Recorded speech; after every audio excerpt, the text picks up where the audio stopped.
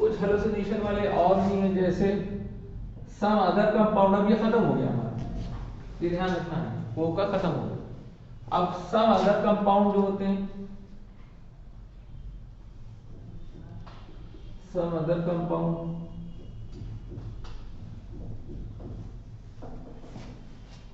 जैसे Atropa belladonna,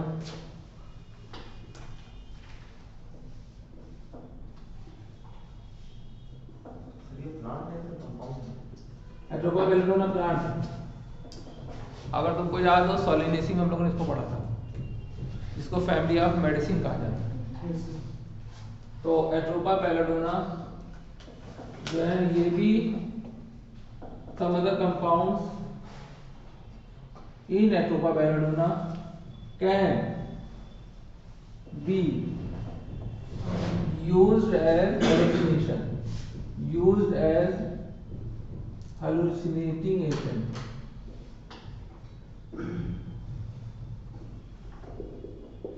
agent, इसके अलावा धतूरा भी है, धतूरा भी है, also act like this.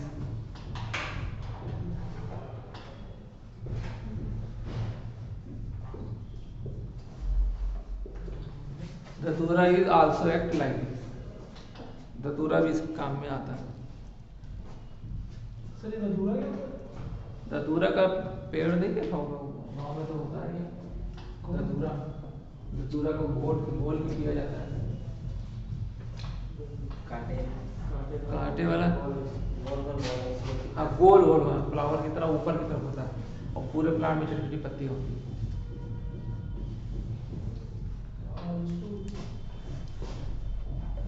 भांग में मिलाया जाता है। हाँ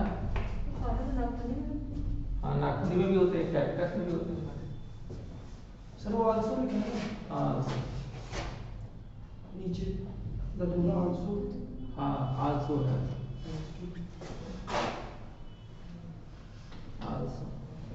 एक्ट एज ए हालुसिनेशन की तरह इसको यूज करते हैं। उसके बाद अब जो है एंटी डिप्रेसेंट दवा है। डिप्रेशन जैसे हो जाता है तो उसमें कौन कौन सी दवा, डिप्रेशन का मतलब क्या है, जैसे आपको जो है सुसाइड करने का मन करने लगे, या जरा बात पे टेंशन हो जाए, छोटी सी बात पे कोई, जैसे फादर ने कहा था कि 5 बजे घर आ जाएंगे, नहीं आए, 5:30 हो गया, परेशान होने लगे। या बच्चा अगर गया तो बार बार फोन करके पूछ रहे हैं कि पहुंचा कि नहीं पहुंचा, पहुंचा कि नहीं पहुंचा। तो इस टाइप के लोग घरों में हम लोग यहाँ मिलते हैं अक्सर। तो ये एक तरीके की एंजाइटी है, और ये एंजाइटी एक नेचर होता है इंसान का, और ज़्यादातर जो पढ़े लिखे लोग हैं, इंटेलेक्चुअल्स में ये प्रॉब्लम है। जो कम पढ़े लिखे होते हैं उन लोगों में एंजाइटी वाली प्रॉब्लम ज़रा कम होती है, और उन्हीं को ज़्यादातर मेंटल डिजीज भी होती है, जो पढ़े लिखे ज़्यादा होते हैं।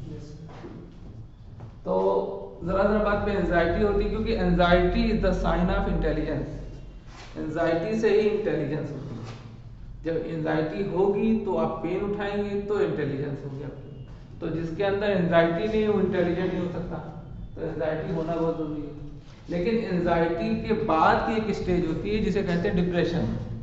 उसमें एंजाइटी से होने वाले फायदे का आप लाभ ना उठा पाइए, और उसकी वजह से आपकी बॉडी पे इफेक्ट्स कुछ दूसरे दिखने लग जाए। एंजाइटी तक तो बहुत अच्छा है, एंजाइटी से ऐसा हो जाए कि इतनी एंजाइटी हो जाए कि पेट में दर्द शुरू हो जाए एग्जाम से पहले। तो अदर सिम्टम्स, या एंजाइटी हो जाए तो थोड़ा पसीना निकलने लगे, थोड़ी देर बाद अपने आपकी हार्ट बीट एकदम से बढ़ जाए, तेज टैकीकार्डिया हो जाए, तो ये एंजाइटी, तो ये डिप्रेशन। उसके बाद और बहुत सी फीचर आते हैं, उल्टियाँ आने लगे या मछली आने लगी, तो ये सब डिप्रेशन के अंदर आता है। तो एंजाइटी से तो बहुत अच्छा है, लेकिन एंजाइटी के बाद अगर बॉडी पे कुछ अदर्स फीचर्स एंजाइटी की वजह से दिखने लग जाए तो उसको डिप्रेशन की कैटेगरी में रख देते हैं। और डिप्रेशन के बाद एक कैटेगरी आती है मेनिया। मेनिया में आदमी पागल हो जाता है, मतलब अनकंट्रोल हो जाता है। फिर उसे जो है, जो डिप्रेशन की स्टेजेस तो खत्म हो गई, वो आप अनकंट्रोल, उसकी बॉडी के फंक्शंस में माइंड को अपने आप रेगुलेट कर रहे हैं, उसका कंट्रोल नहीं रखेगा तो मेनिया। तो एंजाइटी जो है हमारे लिए काफ़ी अच्छी है। अब जिसको एंजाइटी नहीं है वो ना क्लास करता है ना कभी भी, कुछ फ्री है, कुछ ज़्यादा ही फ्री है, सेहत ही खाली बना रहा है कुछ, तो ऐसे कुछ तमाम लोग मिलेंगे। तो एंजाइटी वाला ही आदमी यहाँ बैठ पाएगा, एंजाइटी वाला आदमी ही जो है 4-4 घंटे पढ़ पाएगा, एग्ज़ाम दे पाएगा, किसी भी एंजाइटी की वजह से हो रहा है, अदरवाइज कुछ नहीं हो सकता। बिल्कुल फ्री रहेगा आदमी, कुछ करने का उसको ही नहीं करेगा। तो इसमें कुछ दवाएं होती हैं, एंटी डिप्रेसेंट एजेंट है या एंटी डिप्रेसेंट। इसमें जो है बेंजोडाइजिपीन एक दवा होती है ना, एम्फीटेमिन्स। आपसे सीधे पूछेगा which one is anti anxiety या एंटी डिप्रेसेंट मेडिसिन, सीधा से। तो आपको नाम पता होना चाहिए, और वही नाम जो आपके यहाँ बुक में मेंशन है। बहुत सी दवाएं हैं, क्लोरोडाइजिपॉक्साइड भी है, वो भी आपकी बुक में मेंशन है, लेकिन केमिस्ट्री में जो केमिस्ट्री एवरीडे लाइफ है उसमें मेंशन है। तो हमारे यहाँ जो मेंशन है फिलहाल बायोलॉजी में, वो हम लोग लिख लेते। तो बारबिटूरेट्स है, एम्फीटेमिन्स है, बेंजोडाइजिपीन्स है। तो पहली है बारबिटूरेट्स,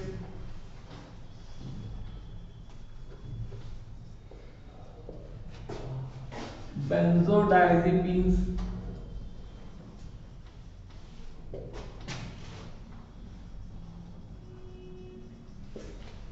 एंड एम्फीटेमिन्स।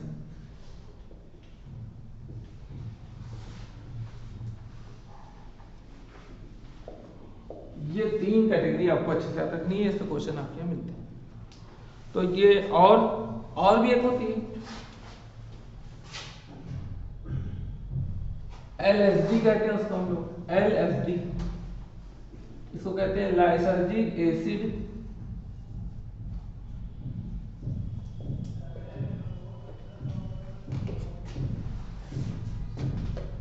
डाइएथैलेमाइड।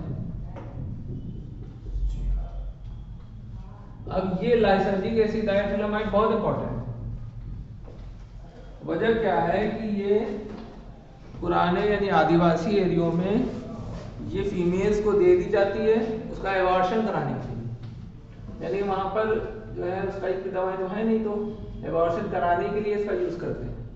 और ये डिप्रेशन भी कम करती है, और इससे हालुसिनेशन इससे भी हो जाता है अगर ज़्यादा डोज ले जाए, और दिमाग पे उसका असर पड़ता है और हालुसिनेशन हो जाता है, एबॉर्शन में भी काम करती है। और ये निकलती किससे है? फंगस से निकलती है। ये जो ड्रग है, फंगस मतलब वही फफूंदी कवक, उससे निकलती है। तो लाइसर्जिक एसिड डाइएथैलेमाइड का। उसके बाद फिर हमारा जैसे हमें पता है मार्फिन। अब ये खत्म हो गई बात है ना। बुक में हमारी सबसे बड़ी प्रॉब्लम है, सब कुछ लाइन से दिया है, कौन चीज कब खत्म हुई ये आपको हमें बताना पड़ेगा।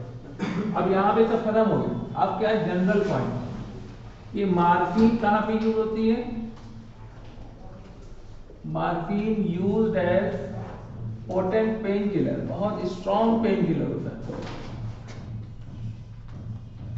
पेन मतलब कैसा भी पेन हो, खासतौर से किडनी स्टोन का पेन आपने सुना होगा, किडनी में गुर्दे में दर्द हो जाती है बहुत ज्यादा, या पित्ते की पथरी जिसको हमको तेज दर्द होता है, या ऑपरेशन के बाद पोस्ट सर्जिकल में भी इसका यूज हम लोग करते हैं। तो ये जो है मार्फिन उसमें यूज करती है, पोटेंट पेन किलर। बट ये एक कमी भी है, but not anti pyretics action. Anti pyretic action का मतलब क्या है?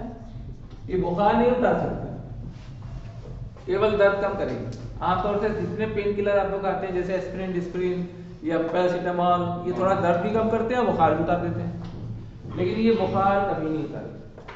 एंटीपायरेटिक में इसको नहीं रखते हम लोग। एंटीपायरेटिक में किसको रखते हैं? पैरासीटामोल को, डिस्प्रिन को, डाइक्लोफेनेक को, है ना, और निमोसलाइड को, निमोसलाइड आती है, वो सब रखते हैं। तो ये इतनी बात इसमें होगी। तो इसके बाद फिर क्या है? इसके बाद कुछ ड्रग एब्यूजेज होते हैं, जैसे 18 साल की उम्र में, 20 साल की उम्र में कुछ लोग जो हैं जैसे माँ बाप के बीच आपस में अंडरस्टैंडिंग नहीं है, बहुत पढ़े लिखे भी लोग हैं ऐसे कैटेगरी में, और बहुत से जाहिल भी हैं, दोनों ही खूब मिलते हैं कि आपस में माँ बाप में खूब लड़ाइयाँ हो रही हैं, माँ बाप अलग अलग रहते हैं। तो बच्चे को जो है एक फैमिली की एक जो सिंपैथी चाहिए, एक फैमिली की जो मोहब्बत चाहिए वो नहीं मिल पाती है। तो इस वजह से उसको इधर उधर कहीं पे वो सपोर्ट ढूंढता है।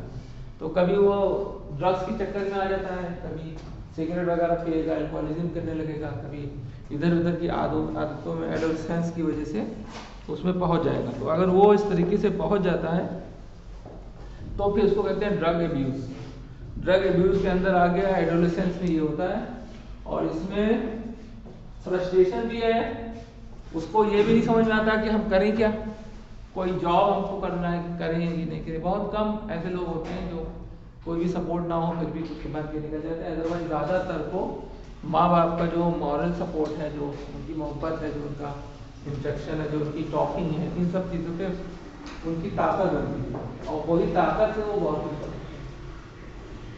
तो इसलिए जो है वो डिजीज कंडीशन में ये लोग पहुंच जाते हैं। अब उसके बाद फिर क्या है, डिजीज अगर कोई मेंटल इलनेस हो गई किसी को, या ड्रग लेने लगा, या कोई भी किसी भी तरीके की सोशल प्रॉब्लम उसको हो गई, तो फिर इसकी सबसे पहले काउंसलिंग की जाती है, इसको समझाया जाता है। समझाया ऐसे ही जाता है जिससे हम बैठ के बात कर रहे हैं, ऐसे ही समझाया जाता है।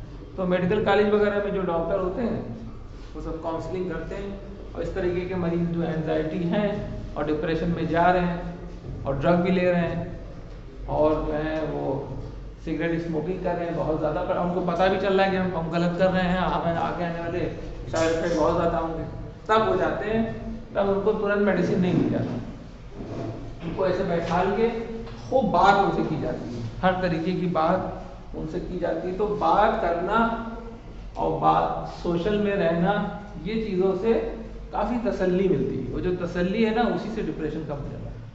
अब तसल्ली में मतलब ये कंपेयर करते हैं आप एक दूसरे से, कि जैसे तुमने इंटर वहाँ से किया, हमने किया, हमारे इतने नंबर है, तुम्हारे इतने नंबर है, तो कुछ तुम्हारे पॉजिटिव पॉइंट्स को निकाल के तुमको तुम्हारी क्वालिटी से जो है वो सामने तुम्हारी की जाती है क्वालिटी, ताकि तुम जो है आने वाले टाइम में उस क्वालिटी को समझो और उससे उस क्वालिटी से और क्वालिटी बनेगी। फिर तो वो जो है ब्रांच के फॉर्म में क्वालिटी से क्वालिटी बनती चली जाती है।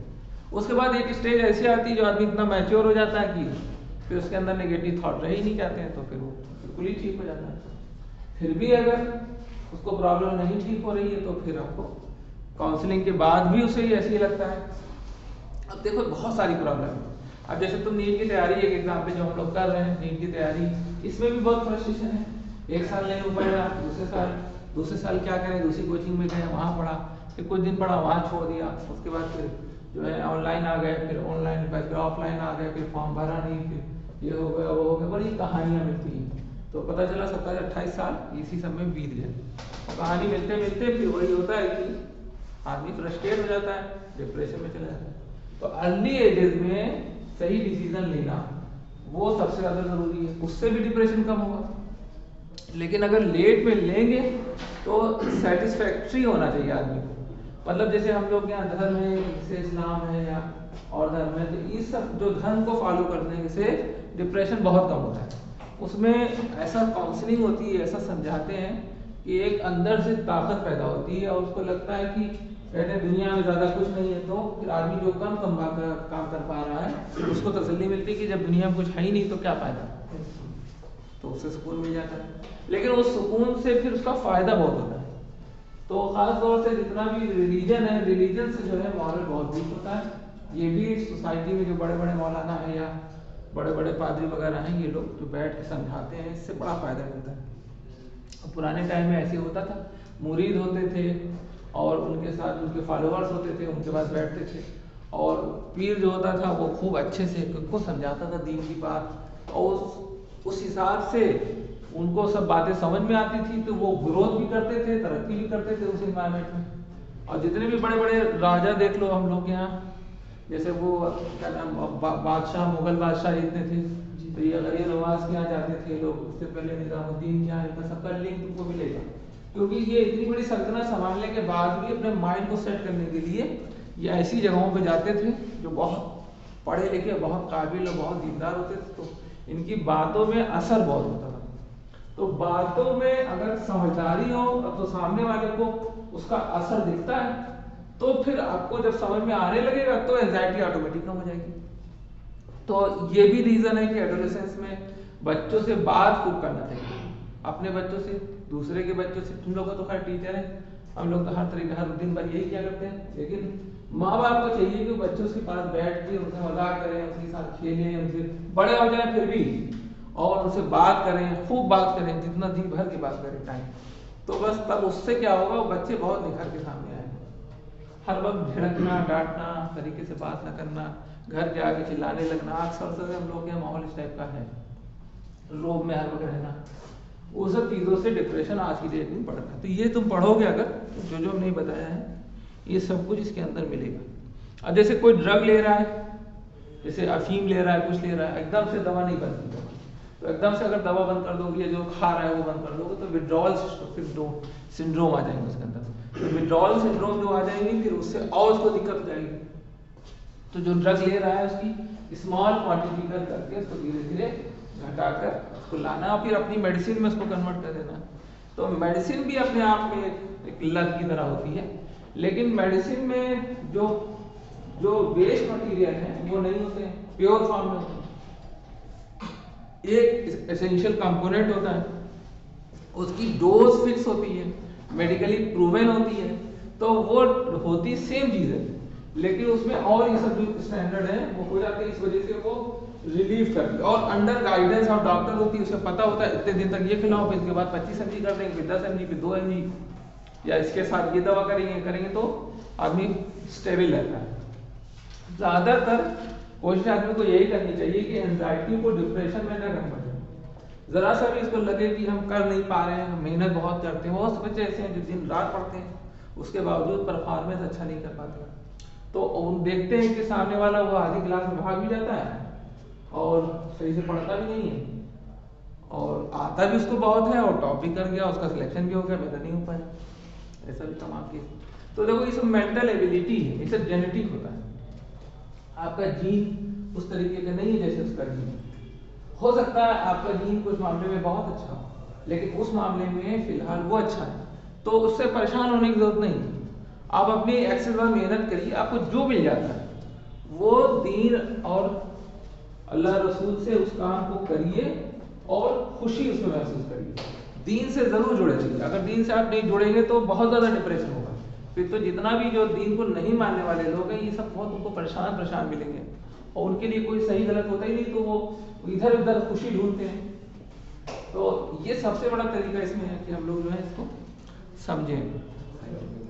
और दूसरी बात इसके अंदर क्या है कि अगर आपको लग रहा है कि नहीं कर पा रहे, तो जितना कर पा रहे उतना करिए। जैसे आपको लगता है कि आप केजीएमसी नहीं जा सकते, तो आप बीओएमएस कर सकते हैं, बीओएमएस करिए। जो करना है, मतलब कुछ अच्छा तो पहले से कर ही सकते हैं, ऐसा थोड़ी है कि हर आदमी क्या कर सकता है। तमाम ऐसे बीओएमएस से जो है 50 एमबीबीएस नौकरी करते हैं, तो ऐसा थोड़ी है। तो ये तो टैलेंट है अपना अपना। अब ऐसा भी हो सकता है जैसे किसी लड़के ने एक बार में एमबीबीएस क्रॉस कर लिया, लेकिन हो सकता है ये कि एमबीबीएस कर लिया, उसके बाद की 15 साल की जिंदगी अच्छी रही, लेकिन पता चला आपने उससे बात करी तो पता चला वो तो 2 साल पहले खत्म हो गया, मर गया, हार्ट अटैक पड़ गया, और आप अभी भी चल रहे हैं। तो आपके पास कुछ तो है, जिंदगी से बड़ी कोई चीज है नहीं। तमाम लोग ऐसे हैं कि उनको लगेगा कि वो 50 साल में करोड़पति बन गए, लेकिन कोरोना में आपको 3 बार कोरोना हुआ, आप बचे हैं। तो ऐसा नहीं कि आपके ऊपर वाले किसी के साथ नाइंसाफी नहीं करता। कुछ आपके अंदर खूबी उसने दी जरूर है, जबरदस्त खूबी दी, कुछ वो भी है उसके अंदर। अब जब उसकी जिंदगी नहीं रही तो आप फायदे में गिरेगी, वो फायदे में। तमाम लोग हमारे साथ के अपने बता रहे हैं, हमारे साथ के बच्चे एमबीबीएस किया उसने केजीएमसी से, और पिछले साल वो कोरोना में बहुत तेज, बहुत टैलेंटेड, मतलब गजब, और पढ़ाता भी था वो। लेकिन वो है पिछले साल वो जो फर्स्ट वेव आई थी उसी में उसकी डेथ हो गई, और बिल्कुल हेल्दी तंदुरुस्त, शक्ल सूरत को देख लो तो मतलब बिल्कुल हीरा, कोई कमी नहीं उसके अंदर। हम लोग उसके आगे कुछ लगते ही नहीं थे, और मतलब उसमें थोड़ा प्राउड भी था, टैलेंट था। लेकिन नतीजा क्या हुआ, आज उसके दो बच्चे हैं, वो कितना भी पैसा आदमी छोड़ के जाए और खुद चला गया तो सब बेकार ही हो गया। तो ये चीज़ है। तो इसलिए सबसे बड़ी चीज़ है कि खूब कंसंट्रेशन से इसको करो, डिप्रेशन को ना आने आगे, काम आप रेगुलर करते रहिए बस। तो ये चीज़ इसमें सब समझाई हुई है। और ड्रग को, एल्कोहल को कैसे छोड़ना है, डिप्रेशन, आइसोलेशन, इसमें खास तौर से जो अलग थलग रहते हैं, बात नहीं करते, जैसे हम लोग फैमिली में खूब बातें होती है, जैसे 2 हफ्ते में करते नॉन स्टॉप चालू रहती है, वो सब डोज है, दवा है, वो सब एक लाइफ का पार्ट है। उसको आप गलत न समझिए, उसको ये ना कि अरे लोग कड़कड़ी हो जाती है, उससे डिप्रेशन कम होता है, उससे एंजाइटी कम होती है, कितना कूल हो जाता है उसके बाद बात करने के बाद। क्यों? आपने अपने को उनसे कंपेयर किया, अपने कपड़े को उनके कपड़े से, अपने घर को उनके घर से, तो आपको लगा कुछ अच्छा है तो कुछ खराब है, तो उससे सेटल हो गया मामला। तो अभी लगा कि वो लोग बहुत अच्छा खाते हैं तो 2 लड़के उनके पागल हैं। तो अच्छा खाने का क्या फायदा, जो लड़के ही पागल हैं, लड़कों से बढ़कर क्या है। आपके 2 लड़के हैं, आपकी कमाई कम है, लेकिन 2 लड़के एक से खूबसूरत, शक्ल सूरत के अच्छे, तंदुरुस्त, है ना, और उनके 2 लड़के हैं, दोनों बिल्कुल काले कलूटे, और किसी का हाथ छोटा है, किसी का मुंह छोटा है। छोड़ो, क्या करना होगा, मर्सिडीज में चल रहा है, चल रहा है, लेकिन उसके अंदर डिप्रेशन बहुत जबरदस्त होगा, तुमसे ज्यादा होगा, उसको देखेगा अपने लड़कों को। क्योंकि आदमी जब शादी के बाद जब बच्चे हो जाते हैं तो बच्चों से ज्यादा उसकी बड़े उसको कोई चीज दिखती नहीं है। सबकी वही हाल है कि वो चाहता है बस बच्चे हमारे निकल जाए, हम भले कुछ ना किए हो, बच्चे ये कर ले, बच्चे वो कर ले, कहाँ से पैसा जोड़ जाड़ उधार बाड़ी करके लाके बच्चे को पढ़ाता है, और उन्हीं में अपनी खुशी देखता है। तो अब जो लोग भाई, जैसे अब कुछ कल्चर ऐसे हैं जहाँ पे नहीं है ऐसा, कुछ कल्चर ऐसे नहीं है, तो बहरहाल फिलहाल हम लोग यहाँ पर ऐसा नहीं। तो डिप्रेशन को कम करने का, फ्रेंड से बात करना, देखो बताते हैं ये, अपने दोस्तों से खूब बात करना, ये सब चीज़ें इसमें हैं। उसके बाद दूसरी डिजीज एक है, अब ये डिप्रेशन वाली बात हमारी फिनिश हो गई। अब हम लोग एक डिजीज होती है जिसे कहते हैं हेपेटाइटिस बी, उसकी बात करने जा रहे हैं। हेपेटाइटिस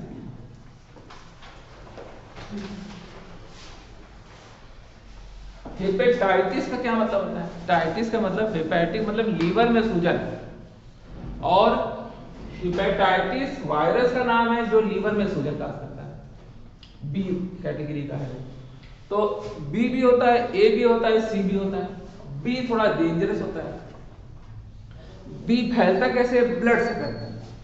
मतलब जैसे हमारे अंदर ब्लड हेपेटाइटिस बी वाला है और हमारा ब्लड किसी और में चढ़ा दिया जाए, या सेक्सुअल एब्यूज की वजह से, सेक्सुअल की वजह से भी हेपेटाइटिस बी और एड्स दोनों फैलता है। रेडिल से भी फैलता है। तो इसमें दिक्कत क्या होती है? इसमें लीवर में सड़न पैदा हो जाती है, लीवर में नेक्रोसिस हो जाती है, और लीवर से ब्लड ऊज होने लगता है, अपने आप निकलने लगता है ब्लड। तो उसको हम लोग कहते हैं सिरोसिस ऑफ लीवर। तो ये सिरोसिस और लीवर जो है इसमें होता है, तो सिरोसिस ऑफ लीवर। तो लीवर ऑफ सिरोसिस और भी होता है, जैसे जो लोग बहुत ज्यादा शराब पीते हैं तो उनके अंदर भी सिरोसिस ऑफ लीवर सिरोसिस उनके अंदर भी हो जाता है। और हेपेटाइटिस बी वालों में भी जो है, हेलो, हाँ जी, ठीक ठीक।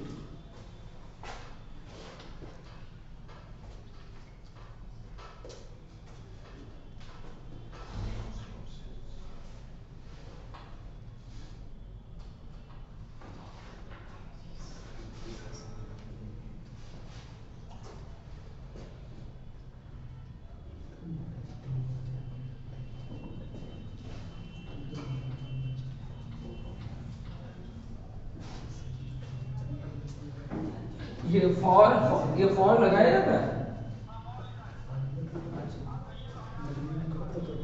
हाँ मतलब हमें पता, तो ना लगाइए, उन्होंने कहा नहीं, ठीक, बस ओके, हाँ बना दीजिए। तो हमारी ये सिरोसिस की बात हुई। तो सिरोसिस में क्या होता है? ब्लीडिंग ऑफ लीवर,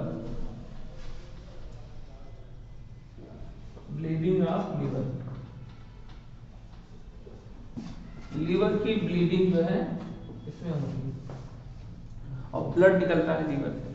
तो ये काफ़ी दिक्कत वाली चीज़ है। बाकी एड्स के बारे में हम लोग सारी फीचर देख चुके हैं। एड्स फैलता कैसे है हमें मालूम है, सीरिन से फैलता है और अनप्रोटेक्टेड सेक्सुअल इंटरकोर्स से फैलता है, प्लस ब्लड के ट्रांसफ्यूजन से फैलता है। तुम लोग इसकी यहाँ पे वो रखती है तो देख लिया करो।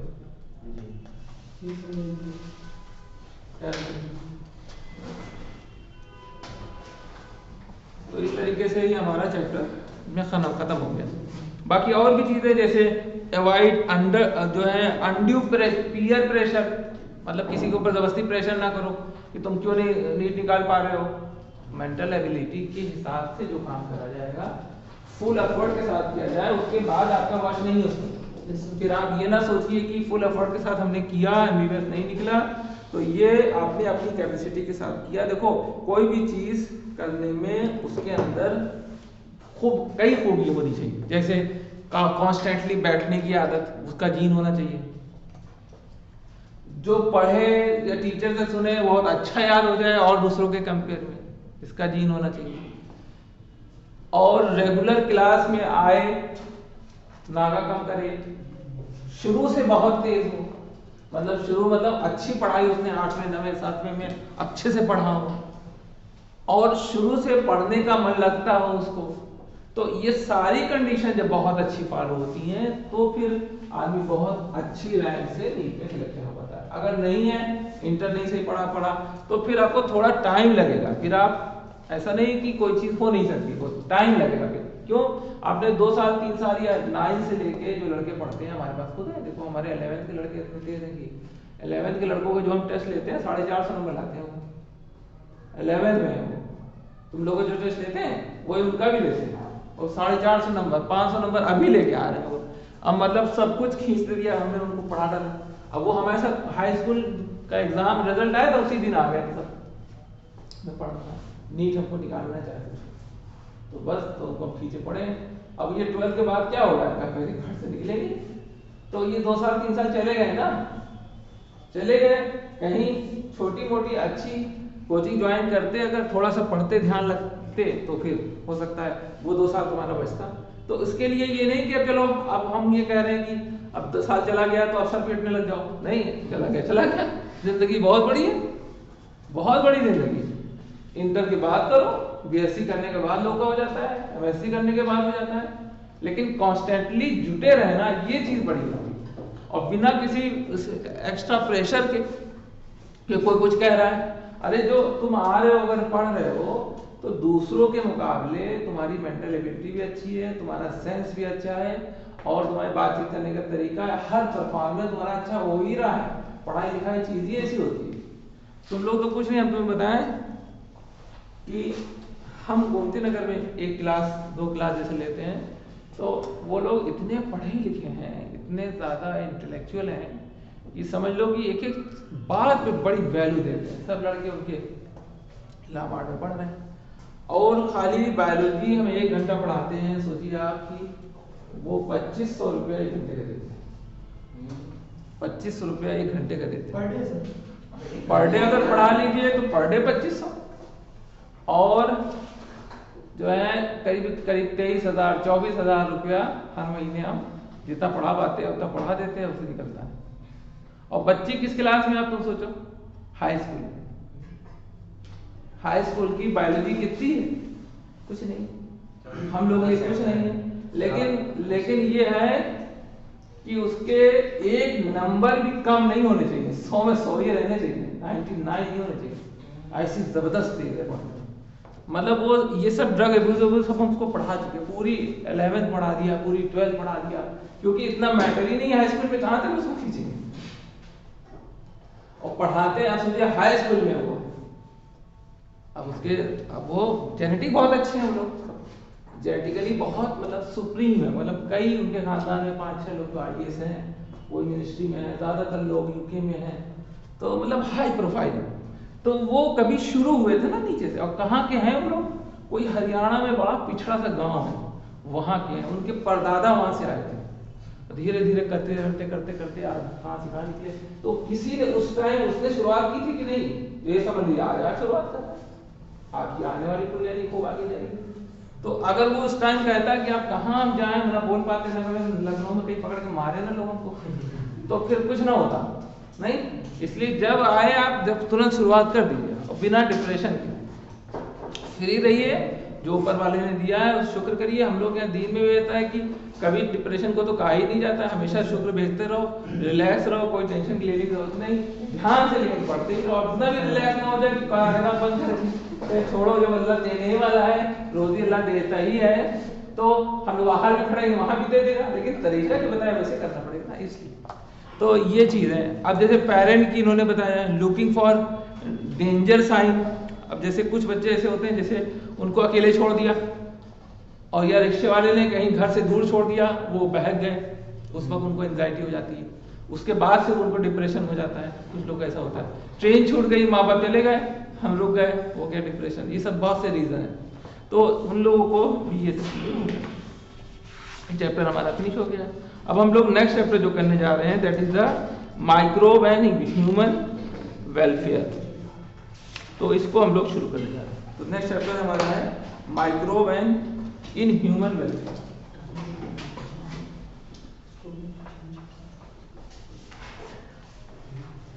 अब इस देखो ये वाले चैप्टर में हम लोग ने जो देखा, एक समरी अगर ले लो इस चैप्टर की, तो एलर्जी के बारे में देखा, इम्यूनो आईजीएम आईजीजी इन सब के बारे में देखा, एंटीबॉडीज का स्ट्रक्चर देखा, टी लिम्फोसाइट बी लिम्फोसाइट देखा, कोलोस्ट्रम देखा, और डिफरेंट टाइप के जो ऑर्गेनिज्म हैं जो डिजीज काज करते हैं वो देखे।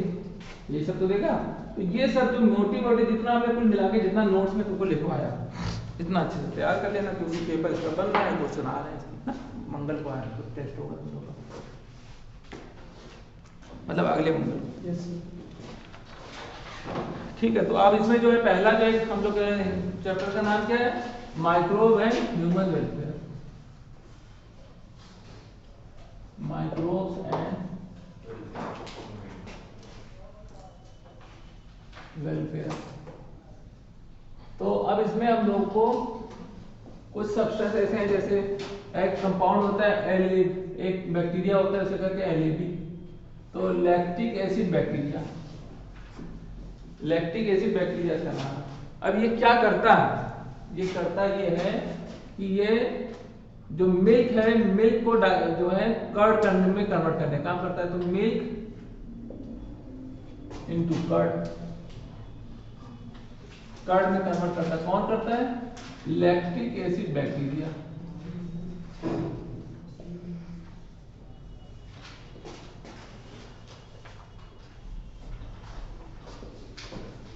Lactic acid bacteria. तो एक चीज हमको ये मिली। अब आपसे हम अगर कहें कि बायोटेक्नोलॉजी में सबसे पुरानी बायोटेक्नोलॉजी कौन है, तो ये भी बायोटेक्नोलॉजी है। डिजायर्ड प्रोडक्ट को बनाना, इसको बायोटेक्नोलॉजी कहते हैं, with the help of microbes और एंजाइम्स। तो ये बायोटेक है पुरानी। कर्ड का पान मिलाओ, कर्ड कब से बन रही है कुछ कोई बता नहीं सकता, बहुत पुराना टाइम। और देखिए, और उसमें क्या है, इसमें जो है एक चीज है जिसको हम लोग कहते हैं रिक्वीफोर्टा चीज। ये जो है एक कंपाउंड, एक बैक्टीरिया होता है प्रोपेनियोबैक्टीरियम शर्मेनाई से बनती है। तो रिक्वीफोर्टा चीज, रिक्वीफोर्ट चीज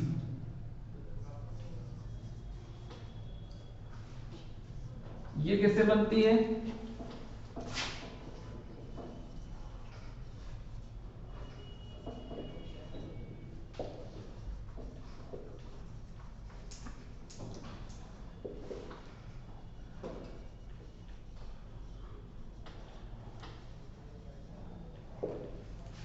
शर्मेनाई से इसका फॉर्मेशन, प्रोपेनियोबैक्टीरियम शर्मेनाई से ये बनती है।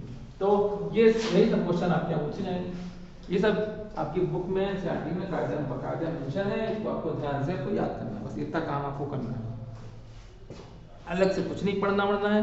अब जैसे एक है फंजाई सैक्रोमाइसिस सेरेविसी। तो सैक्रोमाइसिस सेरेविसी कहाँ होती है, ब्रेड में यूज होती है, ब्रेड में यूज होती है, ब्रेड बनाने में उसका यूज करते हैं।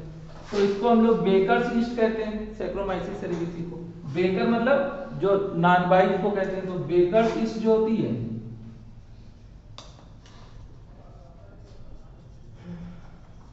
बेकर ईस्ट ये होती है सैक्रोमाइसिस।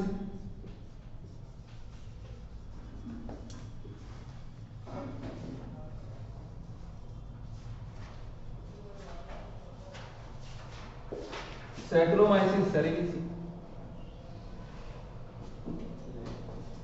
अब ये बेकिंग इंडस्ट्री में काम होता है इसका, baking and briefing industry. Briefing समझते हो, शराब बनाने में, शराब बनाने में भी इसका काम करते हैं, तो बेकर ईस्ट है।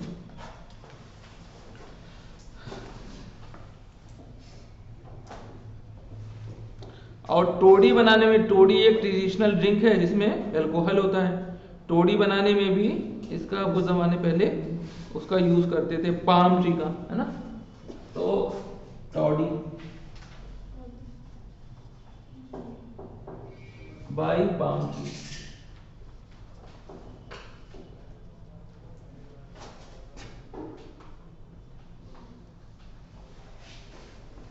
तो ये चीजें हमको देखनी है। उसके बाद फिर जो है हमारा जो सबसे इंपॉर्टेंट चीज हम लोग अब पढ़ने जा रहे हैं वो है अल्कोहल।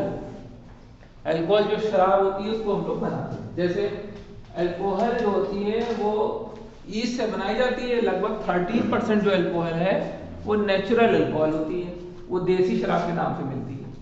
अगर आपको देसी शराब को कंसंट्रेशन, मतलब अल्कोहल की कंसंट्रेशन बढ़ानी है तो क्या करेंगे, डिस्टिलेशन।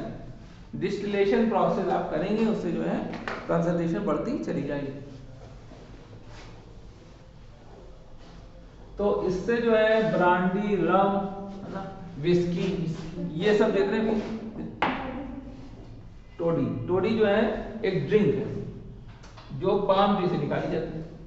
ड्रिंक, ड्रिंक का मतलब होता है बेवरेजेस, जो हम लोग पीने में काम करते हैं, उसको कहते हैं जैतून का पेड़ ना सर, वही पॉम। जैतून का पेड़, जैतून का तेल, पॉम ऑयल उसी को तो बोलते हैं, जैतून के तेल को। ऑलिव ऑयल नहीं, जैतून ऑलिव वो कोई ओलिव ऑयल है, पाम ऑयल। और ऑयल होना और वाटर होना दोनों अलग ही चीजें है। तो ड्रिंक है एक तरीके की, ये इसको हम लोग टोडी के नाम से जानते हैं। और अब देखते हैं हम लोग, जैसे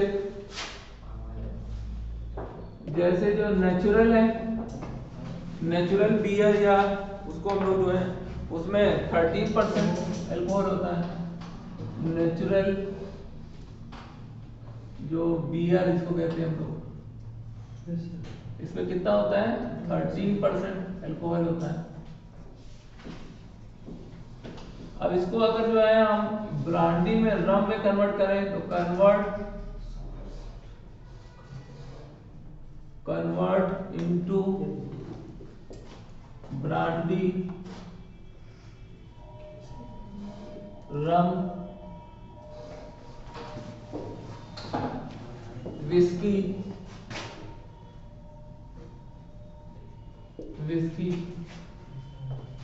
बाय डिस्टिलेशन प्रोसेस।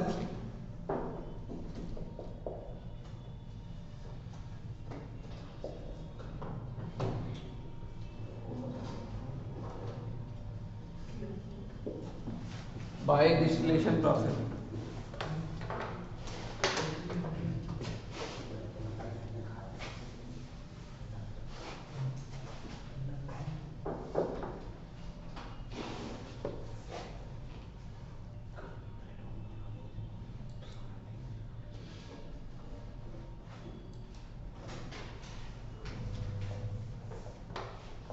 तो नेचुरल बियर वगैरह या नेचुरल अल्कोहल को हम लोग इस तरीके से यूज कर सकते हैं,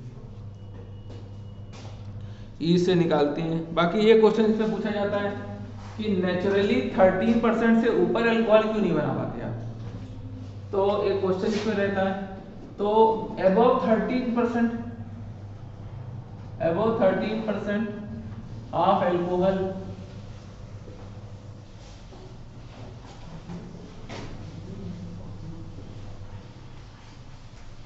टॉक्सिफाई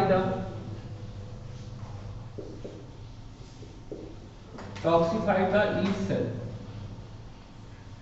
तो आपसे अगर पूछा जाए poison the yeast cell, toxify the yeast cell, तो ये आ सकेगा कि अल्कोहल अगर 14% 15% हो गया तो वो ईस्ट सेल के अंदर चला जाएगा और ईस्ट सेल को मार देगा। तो ईस्ट सेल खुद शराब पी लेगी, ये समझ लीजिए, और उससे जो है उसकी डेथ हो जाएगी। अबाउट 13% ये जो है इसमें रहता है। तो बाकी जो है अब एक काम की बात और होने जा रही है, जैसे अलेक्जेंडर फ्लेमिंग थे एक साइंटिस्ट, वो काम कर रहे थे, एक बैक्टीरिया को उगा रहे थे। अलेक्जेंडर फ्लेमिंग बैक्टीरिया को ग्रो कर रहे थे,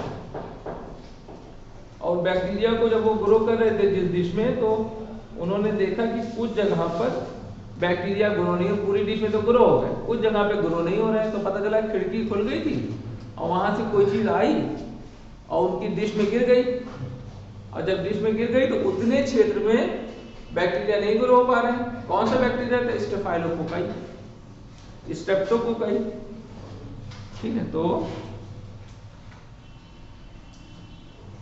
स्टेफाइलोकोकाई बैक्टीरिया जो था वो ग्रो नहीं कर रहा है। तब उनको जो है ये तफ्तीश हुई कि काहे के लिए नहीं ग्रो कर रहा है। तो उन्होंने जब देखा तो पता चला जो ग्रेन आके, जो पॉलन ग्रेन आके गिरा था वो एक फंजाई का पॉलन ग्रेन था। उस फंजाई का नाम था पेनिसिलियम नोटेटम। फंजाई बहुत सी होती है, जैसे ईस्ट फंजाई आप जानते हैं, उसी तरह राइजोपस भी होती है, उसी तरह पेनिसिलियम भी होती है, उसी तरह पक्सीनिया भी होती है, क्लेविसर परप्यूरिया होती है, जिसे एलएसडी अभी निकाला, वो भी फंजाई से निकलता है। तो बहरहाल ये समझ में आया कि जो है उन्होंने अलेक्जेंडर फ्लेमिंग उनका नाम था, Fleming discovered accidentally,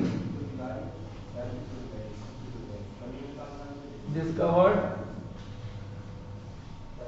penicillin.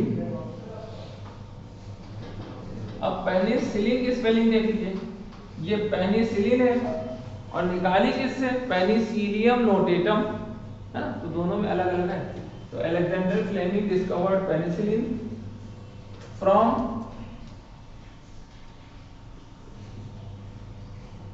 Penicillium notatum. Penicillium notatum से ये निकाली जाती है।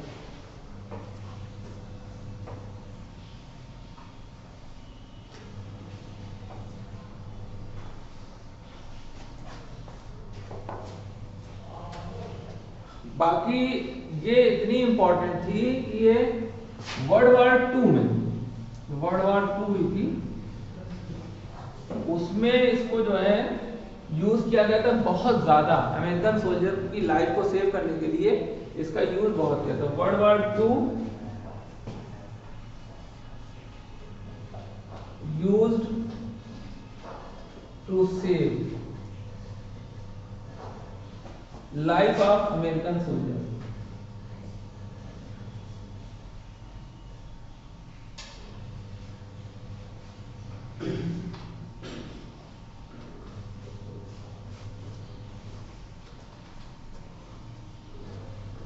ये 2 पॉइंट हो गए। हाँ साहब, use to save life of American soldier के लिए यूज की गई थी। इसके बाद फिर इसकी वजह से, अब इन्होंने तो खाली डिस्कवर कर दिया, उसके बाद 2 साइंटिस्ट और आए, एक का नाम था चेन एंड फ्लोरे। तो फ्लेमिंग चेन एंड फ्लोरे, इन तीनों को मिला के नोबेल प्राइज दिया गया। Chain and Florey got Nobel prize कौन से साल में? 1945। Got Nobel prize in 1945। 1945 में इनको नोबेल प्राइज मिला। फ्लेमिंग, चेन एंड फ्लोरे, ये पॉइंट बहुत अच्छा। डिस्कवरर कौन है? Alexander Fleming. सबसे ज्यादा मास स्केल में बनाया किसने? चेन एंड फ्लोरे ने। तो तीनों को मिला के एक साथ नोबेल प्राइज दिया गया।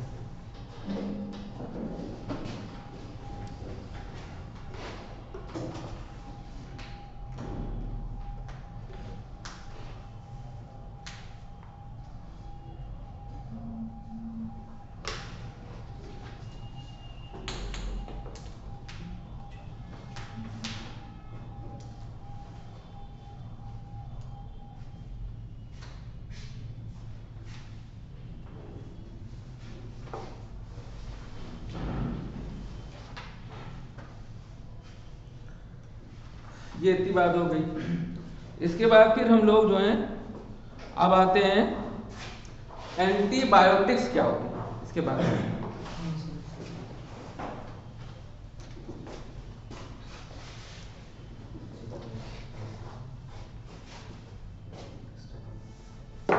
एंटीबायोटिक्स की definition,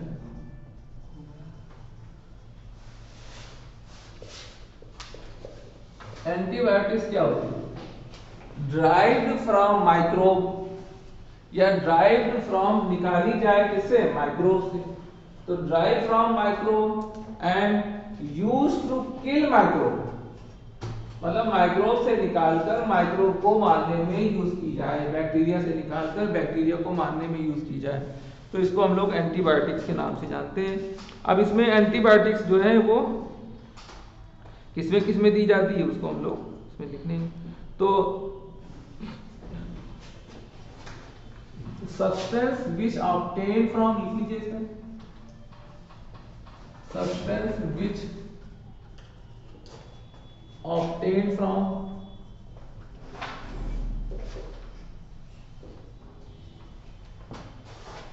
microbe and used to kill microbe called antibiotics।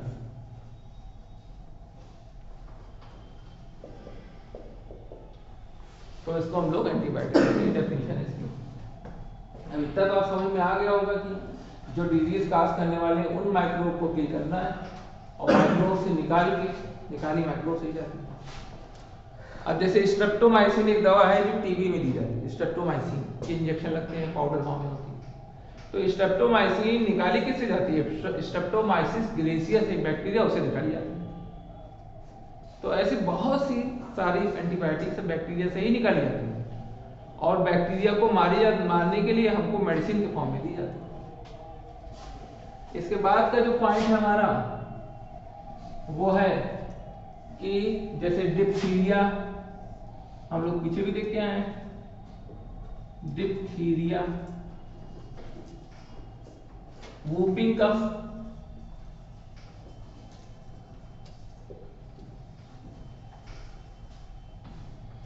Whooping cough किसको कहते हैं? काली खांसी को। काली खांसी किसी को होते हुए देखा तो उसमें क्या होता है कि खांसता चला जाता है और उसको सांस लेने तक की टाइम नहीं मिलता और खांसते खांसते बिल्कुल झुकता चला जाता है। तो नॉन स्टॉप जो है खांसी इसको कहते हैं वूपिंग कफ। तो इसको डी से अगर हमको याद हो, इसको पी से, वूपिंग कफ को एक नाम और देते हैं पर्ट्यूसिस,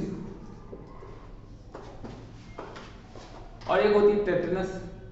तो इसकी वैक्सीन नहीं लगती, डीपीटी कहते हैं बच्चों के, डीपीटी का टीका लगा है कि नहीं, बीसीजी का टीका लगा है नहीं। तो बीसीजी क्या होता है?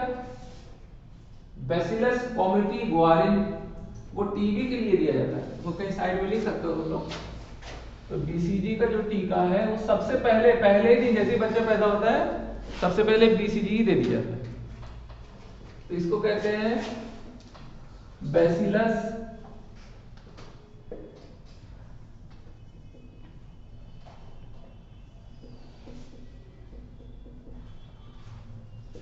गुआरिन, कॉमिटी गुआरिन।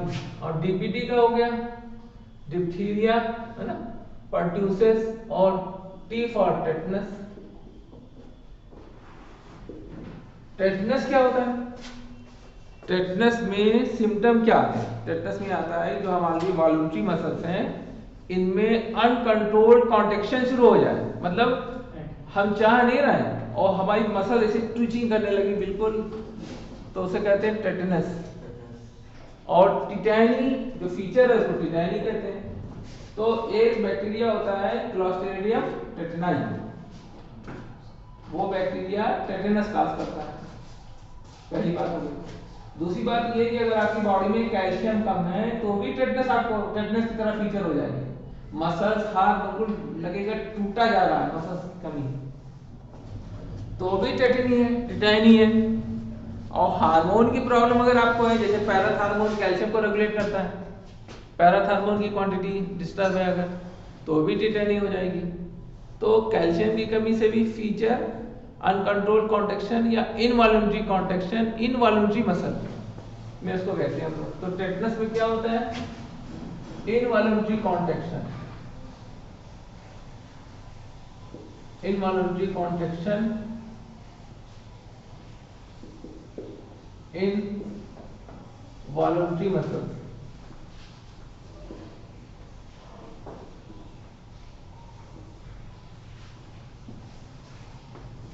वॉलंटरी मसल्स में इनवॉलंटरी कॉन्ट्रैक्शन, तो उसको हम लोग कहते हैं टेटिनस। इसी को टिटैनी भी कहते हैं, टिटैनी तो एक ही चीज है। टिटैनी जो कॉन्ट्रैक्शन हो रहा है उसको टिटैनी कह रहे हैं, पूरी डिजीज को टेटिनस कह रहे हैं। तो उसमें जॉज की जो मसल्स हैं वो भी तेज ऐंठने लगती है बिल्कुल। तो टेटनस का मरीज बहुत तेज तेज चिल्लाता है, उसका दर्द इतना ज्यादा होता है कि बिल्कुल वो कंट्रोल के बाहर रहता है। तो टेटनस के मरीज के लिए वो दवाई वगैरह दे दी जाती है, बहुत तेज होती है। और ज्यादातर टेटनस जो है वो 100% फैटल में आती है। तो 3 डिजीज होती है जो 100% फैटल में आती है, मतलब जो है उसमें डेथ हो जाती है। तो सबसे नंबर 1 पे कौन सी आती है, कोई बताएगा? जैसे 3 डिजीज का नाम हम दे रहे हैं, एक है एड्स, दूसरा है हेपेटाइटिस बी और तीसरा है टेटनस। और सब डिजीज ठीक हो जाती है, इनकी फैटिलिटी बहुत ज्यादा है, मतलब 100% भी इनकी भी नहीं किसी। एड्स का मरीज अपने आप ठीक हो जाता है, कभी सोच सकते हो? एड्स का मरीज अपने आप ठीक हुआ है, बहुत से केसेस रिकॉर्डेड है। इम्यून सिस्टम की बॉडी होती है, इम्यून सिस्टम स्ट्रांग अगर आपका है तो कुछ भी हो सकता है। कहते नहीं कि सब गॉड गिफ्ट है, बायोलॉजी में कभी कोई रूल नहीं चलता। हमारे यहाँ रूल सब फेल हो जाते हैं। एड्स का मरीज ठीक हो जाए तो रूल फेल नहीं हो गया, 100% फैटल है। तो सबसे खतरनाक डिजीज कौन है इसमें? नहीं, सबसे खतरनाक जो है इसमें है, या ऐसा करो टेटनस हटा के रेबीज कर दो, तो तुम्हें ऑप्शन सही मिल जाएगा। हाँ, नहीं, रेबीज होने के बाद कभी नहीं ठीक हो सकता। वो जो इंजेक्शन लगते हैं वो आपको पेशियो इम्यूनाइजेशन, एक्टिव इम्यूनाइजेशन देते हैं, और उससे जो है डिजीज होने के चांस ना के बराबर हो जाते हैं।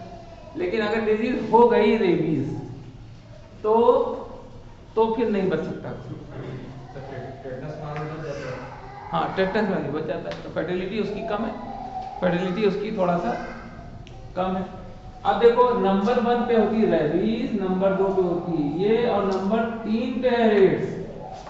एड्स में भी आदमी बच सकता है, एड्स में भी बच जाते हैं लोग, और रेबीज में लेकिन कोई नहीं बच सकता। रेबीज में डेथ, 100% डेथ। तो आमतौर से ये 3 ऑप्शन आदमी मिलेगा तो आदमी सबसे पहले एड्स लगाएगा। सर इसकी मेडिसिन क्या रहेगी? रेबीज की कोई मेडिसिन ही नहीं है, क्योंकि रेबीज वायरस डिजीज है। और तीनों वायरल डिजीज है, हेपेटाइटिस बी की वायरस है, तो वायरस की कोई डिजीज होती है, वो कोई दवा है नहीं। वायरस की कोई दवा है, जैसे साइक्लोवीर करके कोई दवाएं आती हैं। जैसे एक इंजेक्शन जो मार्केटिंग होती है, ब्लैक मार्केटिंग, क्या नाम था उसका इंजेक्शन का भी उसमें कोरोना में, एमडेसिविर, तो वो सब एंटीवायरल है। एड्स के पेशेंट को कोई इंजेक्शन दिया जाता है? हाँ, दिया जाता है, लेकिन एड्स के वायरस को नहीं मार पाते ना, क्योंकि वायरस जाता है सेल के पार्ट का कंपोनेंट बन जाता है। और एंटीवायरल दवा तो दी जाती है, लेकिन उसका रिजल्ट नहीं है, उससे आदमी ठीक नहीं होता है। कुछ प्रोबेबिलिटी है, कुछ साइंटिस्ट ने कहा है कि कुछ फर्क पड़ता है, 10% 15% तो दिए जा रहे हैं। अब वैसे बैठा के कोई फायदा है नहीं, तो इंजेक्शन ही दिए जाते, लेकिन उसमें कोई फायदा नहीं। हेपेटाइटिस बी का भी वही, अब हेपेटाइटिस बी के केस भी ठीक हो जाते हैं, ऐसा थोड़ी, वो अब इम्यूनिटी के ऊपर डिपेंड करता है कि क्या ठीक होता है। लेकिन फिलहाल ये 3 जो है ये 100% फैटल डिजीज के अंदर आते हैं। सर ये कुछ पूछ रहे हैं? हाँ बता। अरे रेबीज किस चीज से होता है? रेबीज जो है वो कुत्ते काटने से होता है। कुत्ते की लार में जो वायरस होता है वो हमारी बॉडी में चला जाता है। वो डिजीज कुत्ते को भी होती है और हमको भी होती है। तो वो डिजीज बतानी होती है कभी कभी क्वेश्चन में आपको कि दोनों जानवरों को, मतलब जानवर और इंसान दोनों को हो जाए और दोनों मर जाए उससे, तो उसको वो रेबीज की कैटेगरी। बहुत से ऐसी है जानवरों को होती है लेकिन हमको नहीं होती है, जानवर मर जाते हैं उससे, लेकिन हम वो वायरस हमारे अंदर चला गया है लेकिन हमारे यहाँ उसकी रिसेप्टर कर नहीं है, तो हमारी बॉडी में कोई इफेक्ट ही नहीं करता है। बात समझ रहे हो? कुछ ऐसी है जो जानवर को फैलाता है, उसको कुछ नहीं होता है, हम लोग फैलते हैं, हम लोग हो जाते हैं, हम लोग मर जाते हैं। देखा होगा जानवर, कितने जानवर है कि जो हमेशा गंदगी में रहते हैं लेकिन कुछ होता है और मसल मजबूत हो जाती है। जितना गंदगी में रहे, बत्तख है जैसे, बत्तख को अगर सूखे में कर दो तो मर जाएगी, और जितना कीचड़ पानी गंदगी है उसमें बदबू करती रहेगी और स्ट्रॉन्ग होती रहेगी। तो ये सब ऊपर वाले ने ऐसे ही सिस्टम ही बनाया। तो सर ये जो कुत्ता काटते हैं उसके बाद इंजेक्शन भी तो दिए जाते हैं? हाँ, इंजेक्शन जो दिए जाते हैं वो immunity, passive immunity, active immunity के लिए किया जाता है। वो दवा नहीं है, वो मतलब वो आपको प्रिवेंशन है। और ज्यादातर केसेस में रेबीज होता ही नहीं है। इंजेक्शन जो काटते हैं, कुत्ते काटते हैं, उन कुत्तों को रेबीज होना चाहिए तब आपको रेबीज होगा। तो अगर आप अब इंजेक्शन नहीं लगवाते हैं तो कोई ज्यादा फर्क आपके ऊपर नहीं पड़ने वाला, ये बिल्कुल समझ लीजिए। अगर आप इंजेक्शन नहीं लगाते हैं, क्योंकि पहले उस कुत्ते को वॉच करिए कि वो कुत्ता कुछ दिन बाद मर गया या जिंदा है। अगर मर गया तो कुछ परसेंटेज हो सकता है रेबीज से मरा हो, और रेबीज वाला जो कुत्ता होगा उसकी पहचान होती है कि बिल्कुल सीधे को चलता है, उसकी पूंछ बिल्कुल सीधी होती है, स्ट्रेट, और जो है वो पानी से बहुत ज्यादा डरता है, पानी के पर करीब नहीं जाता है, और 1 से 2 दिन में वो मर जाता है। तो कुत्ते को वॉच करने के लिए आप जाए हॉस्पिटल में इंजेक्शन लगाने जाओ तो ये कहते हैं आपसे कहते हैं कि कुत्ता क्या हुआ, कुत्ता मर गया, तो कहें कुत्ता नहीं, हमें अपना इंजेक्शन लगवाना। वो बताते नहीं कुत्ते के बारे में, कहते नहीं हमें कुत्ते का नहीं पता, हमें इंजेक्शन लगाना, कुत्ते से काट लिया। आदमी 1 दिन में मर जाता है आदमी। तो सर कुत्ता तो 2 दिन में मर रहा है, इंसान ने 1 दिन में। हाँ, तो मर जाता है। अगर उसको रेबीज हो गया तो 1-2 दिन और 7 से 8 दिन की मैक्सिमम है इसकी। जो सबसे हल्का वाला रेबीज है, इसमें भी कई एक स्ट्रेन है, सबसे हल्का वाला 7-8 दिन में उसमें भी आदमी मर जाएगा।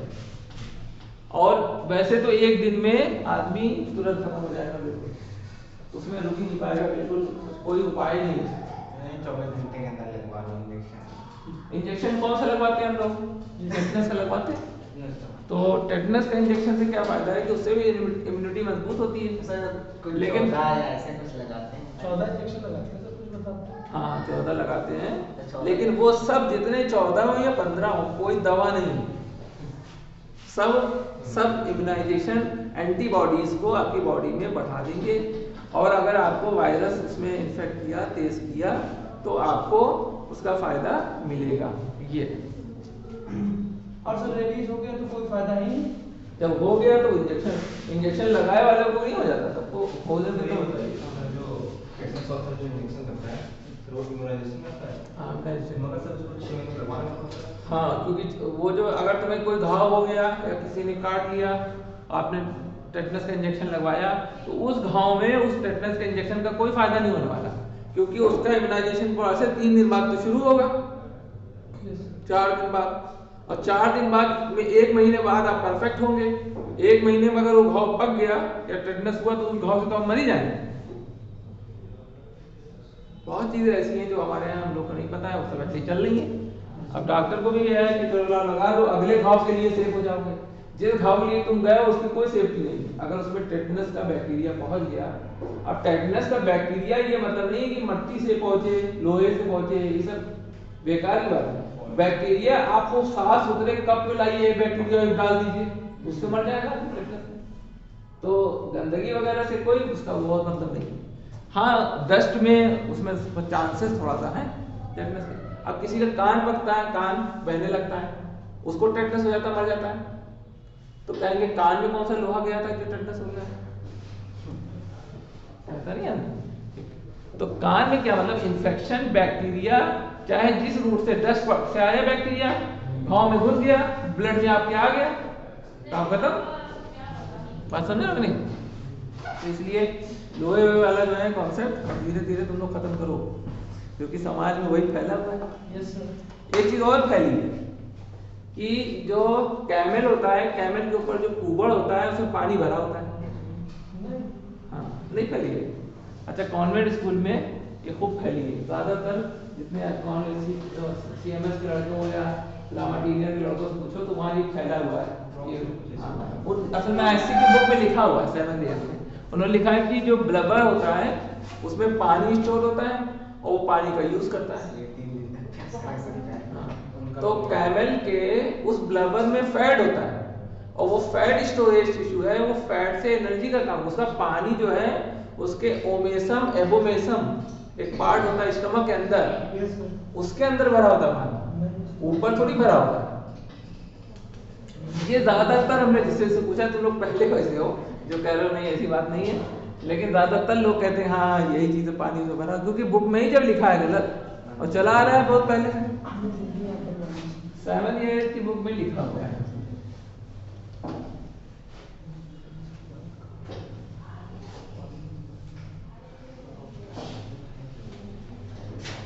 चलिए अब हम लोग चलते हैं, जो अब हमारे काम की चीज आने जा रही है, सबसे इंपॉर्टेंट क्या है। अलेक्जेंडर फ्लेमिंग ने किस पे काम किया था, इसको देख लो जरा सा। स्टेफाइलोकोकस, ये भी पूछ लेते हैं।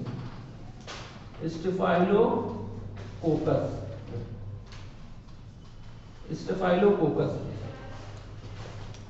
तो अलेक्जेंडर फ्लेमिंग किस पे काम कर रहे थे, स्टेफाइलोकोकस पे काम कर रहे थे। उन्होंने देखा कि स्टेफाइलोकोकस की जो ग्रोथ है वो इनहिबिट हो गई, और जब उनकी ग्रोथ इनहिबिट हो गई तो फिर उन्होंने देखा कि एकदम से पूरी पेट्री डिश में तो खूब बैक्टीरिया ग्रो कर रहे हैं, एक जगह पे बैक्टीरिया नहीं है। तो उन्हें शक हुआ कि ये जो पॉलन आया है इसमें कुछ केमिकल निकाला जरूर है। बस वही केमिकल तो पेनिसिलिन था, और वो जो पॉलन आया था वो किसका था, वो पेनिसिलियम नोटेटम नाम की फंजाई का था। तो इस तरीके से पेनिसिलिन दो चीजों से निकाला जाता है, एक पेनिसिलियम नोटेटम और पेनिसिलिन ट्राइसोजिनम, दो इसके स्पीसीज हैं जिससे पेनिसिलिन ड्रग निकाली जाती है। आज की डेट में पेनिसिलिन का यूज थोड़ा कम है, क्यों? क्योंकि पेनिसिलिन के साइड इफेक्ट बहुत होते हैं। साइड इफेक्ट मतलब किसी को नई एलर्जी हो जाती है किसी को, तो पहले उसको टेस्ट करते हैं, तो उसको कहते हैं हम लोग AST, आफ्टर सेंसिटिविटी टेस्ट। तो पेनिसिलिन के आगे हर जगह लिखा रहता है AST, इसका मतलब होता है आफ्टर सेंसिटिविटी टेस्ट। टेस्ट के बाद ही, अब टेस्ट में क्या करते हैं, पेनिसिलिन का इंजेक्शन तोड़ के एक बूंद आपके स्किन में डर्मल में लगा देंगे और थोड़ी देर वेट करेंगे। अगर आपको उसी से मतली या उल्टी या चक्कर उक्कर आने लगा तो छोड़ देंगे, नहीं लगाएंगे। लेकिन जो बड़े डॉक्टर हैं आज के, वो सब पेनिसिलिन ऐसे यूज ही नहीं करते, सब दुनिया भर की हाई फाई ड्रग्स आ गई हैं आजकल, नहीं करते। क्योंकि कौन रिस्क लेगा, जरा देर में तो आदमी मारपीट करने लगता है, डॉक्टर को तो कायदे से पीट देता है। चाइल्ड स्पेशलिस्ट जो थे अनूप वाजपेयी, पीटे गए, देखो अनूप वाजपेयी नहीं बैठते राजमंडी में बैठते हैं, वाजपेयी बहुत बड़े हाँ बैठते हैं, उनको जो है कमरा बंद करके उसी में जिसमें ऑपरेशन कर रहे थे बचा नहीं गया किसी का। सर वो जो पॉम वाटर बता रहे थे वो ताड़ का पेड़ होता है सर, ताड़ी निकाली जाती है। डॉक्टर जैनमाबाद में बैठते हैं, हाँ बच्चों वाले में, हाँ नासमंदी में बहुत से, लेकिन अनुपस्थित से बहुत पुराने हैं हमारे भाई ये लोग हैं, अरविंद दुबे वहाँ बैठते हैं, अरविंद दुबे भी बहुत पुराने। अरविंद दुबे से तो हमने पढ़ा है, उन्होंने जो है हम लोगों को पीडियाट्रिक्स पूरी पढ़ाई थी। पीडियाट्रिक्स का पार्ट होता 3 महीना का कोर्स किया था। चलिए उसके बाद हम लोग चलते हैं कुछ मेन चीजें, जैसे एक होती है स्ट्रेप्टोकोकस। अभी देखो पूरे चैप्टर की बैकबोन है निकाले जा रहे हैं। स्ट्रेप्टोकोकस ये बैक्टीरिया है, इससे एक ड्रग निकली जाती है जिसे कहते हैं स्ट्रेप्टोकाइनेज। स्ट्रेप्टोकाइनेज जो होती है वो एंटीकोगुलेंट की तरह काम करती है, और अगर आपको डेंगू वगैरह हो गया या आपका ब्लड नहीं जम रहा है या ब्लड ऊज कर रहा है तो स्ट्रेप्टोकाइनेज के इंजेक्शन खूब तेजी से लगाए जाते हैं, कई इंजेक्शन लगा देते हैं ताकि तुरंत ब्लड जो बह रहा है या क्लॉटिंग नहीं हो रही है उसको रोका जा सके। ठीक है, तो इससे निकलती है स्ट्रेप्टोकोकस।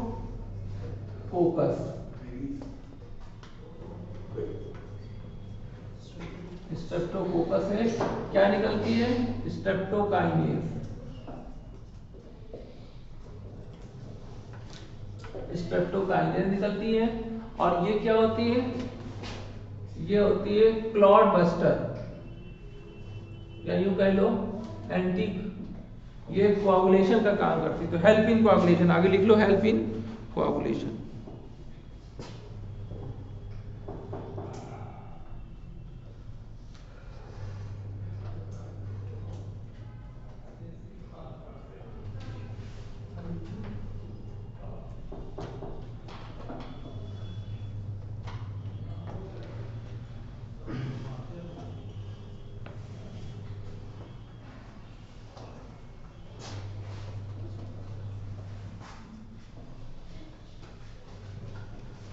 तो इसके बारे में हम लिख लेते हैं।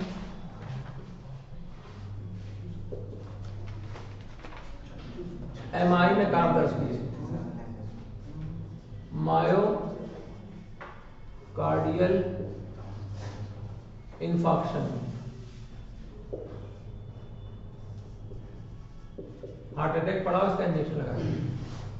किससे निकल रही है? स्ट्रेप्टोकोकस बैक्टीरिया से निकल रही है, ठीक है। दूसरी एक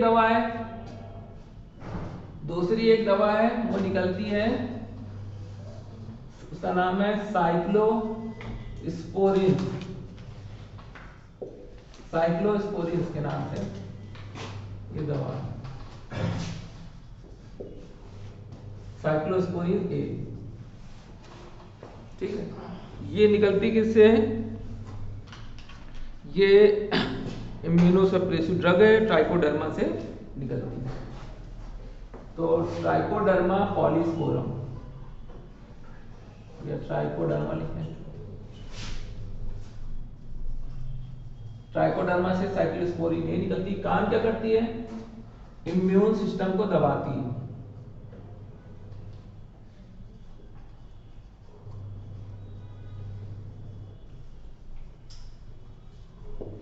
इम्यूनोसप्रेसिव ड्रग,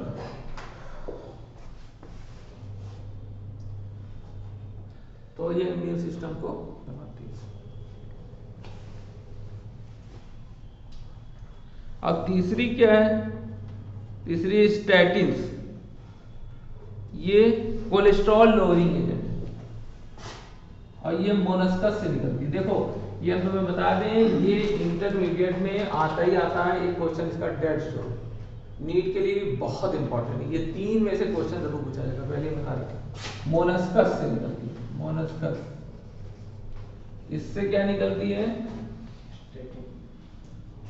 हाँ, इससे जो है स्टैटिन नाम की दवा निकलती है। और ये क्या करती है? कोलेस्ट्रॉल लोअरिंग, यानी किसी की बॉडी में अगर कोलेस्ट्रॉल ज्यादा है, कोलेस्ट्रॉल लोअरिंग एजेंट,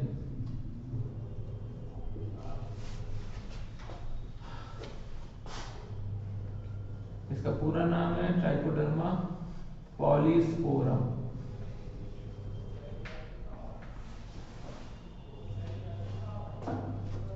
ठीक है, ये 3 पूरे चैप्टर में बताया बैकबोन है सब। इसके अलावा और भी हैं, जैसे तुमको अगर किसी कपड़े में दाग पड़ गया है,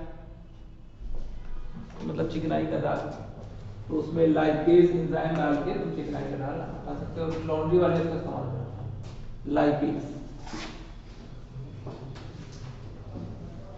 तो कुल मिला के यहाँ पर उन प्रोडक्ट्स की बात हो रही है जो हम लोग को माइक्रोब से मिलते हैं और हम लोग उसका यूजफुल पर्पज में अपने फायदे के लिए इस्तेमाल करते हैं। ठीक है, तो इसमें लिखिए एक लाइन हम बोल दे रहे हैं, lipase enzyme help in lipase enzyme help in removing of lipase enzyme help in removing of oil spots। Used in laundry.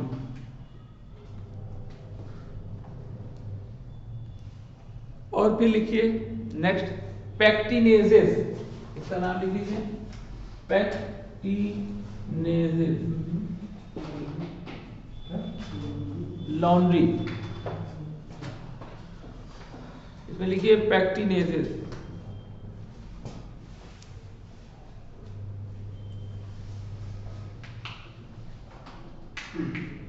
And proteases, इसके आगे लिखिए and proteases.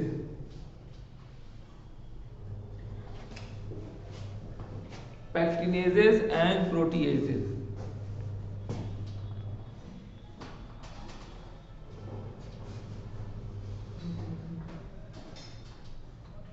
are used in